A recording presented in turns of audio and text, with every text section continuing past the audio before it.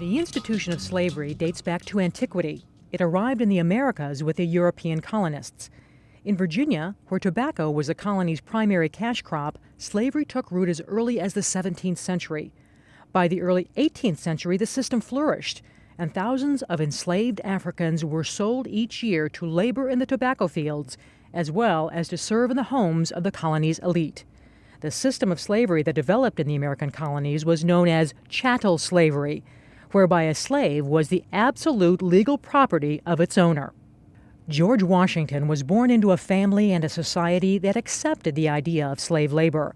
Although not at the highest level of that society, Washington's family was still a member of the elite, landed tobacco culture society, which was dependent upon the labor of slaves.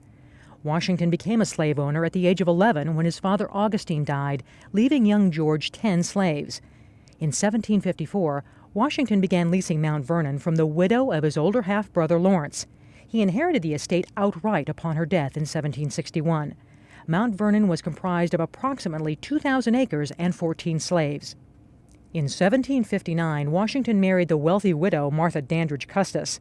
The marriage brought him an instant family, Martha's 2 children by her first husband, Daniel Parke Custis, as well as 1/3 of all Custis property, including an additional 84 slaves. These slaves were referred to as dower slaves. Because Daniel Custis died without a will, by Virginia law, 1/3 of his property went to his widow for the duration of her life, but with certain restrictions. Martha Washington could not free those slaves, and if she sold them, the monies raised would revert to the Custis estate. Furthermore, all dower slaves and any children born to female dower slaves would revert to the Custis estate upon her death. 11 of the dower slaves came to Mount Vernon with the newly married Mrs. Washington in 1759, bringing the estate's enslaved population to approximately 50. The period of 1759 to 1775 was a time of tremendous growth at Mount Vernon. Washington expanded his land holdings, switched from tobacco to wheat as his cash crop, and opened a merchant mill. The slave population grew through purchase and natural increase, although by the late 1770s, averse to splitting apart families, Washington stopped selling slaves without their permission.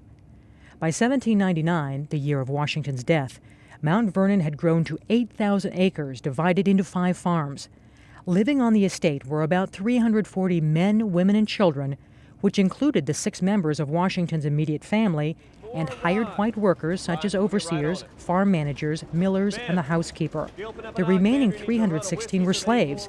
123 were Mount Vernon slaves, 153 were dower slaves, and 40 were rented slaves.